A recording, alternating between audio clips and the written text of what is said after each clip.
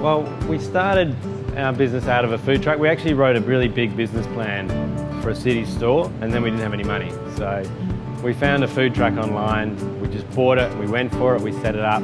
We started trading from the truck in this exact spot. Then they developed here and the landlord asked us if we wanted to set up shop. So we said yes. That's a long story short.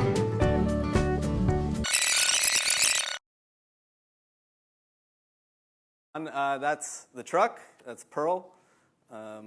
We named it Pearl because I turned to my business partner Rob and said, what's the name when we were driving it back? And he said Pearl, so nothing to that really.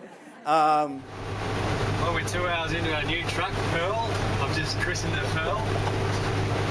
We've stalled on a hill, we had the park brake on, and we're running on empty, but otherwise things are going pretty well.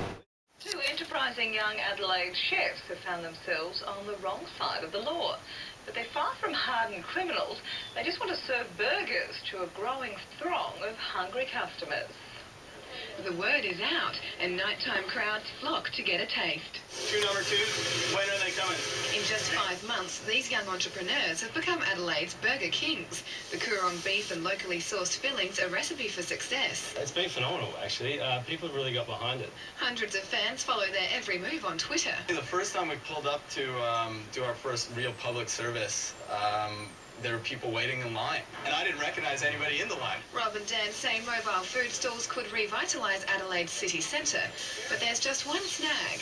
It's unlawful. There's no legislation in place for a roaming licence, which is what we would like. If Rob and Dan had their way, legislation in Adelaide would be changed to allow mobile food vendors to simply pick a spot, pull up and open up shop.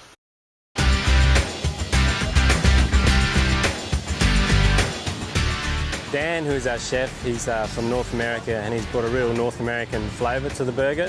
So I think probably the main difference is we grind our own meat, which is quite time consuming and everything, but we think it's worth it in the end. I saw a truck on eBay and just went for it. We basically just wanted to make the amazing South Australian produce that I had encountered when I was studying here accessible to as many people as possible. Never had as good meat anywhere in my life. That's why we had to do burgers. You know, we don't do anything to the meat. We just grind it, put salt on it, and that's it. And that's all you need when you have really good produce, is just let it speak for itself.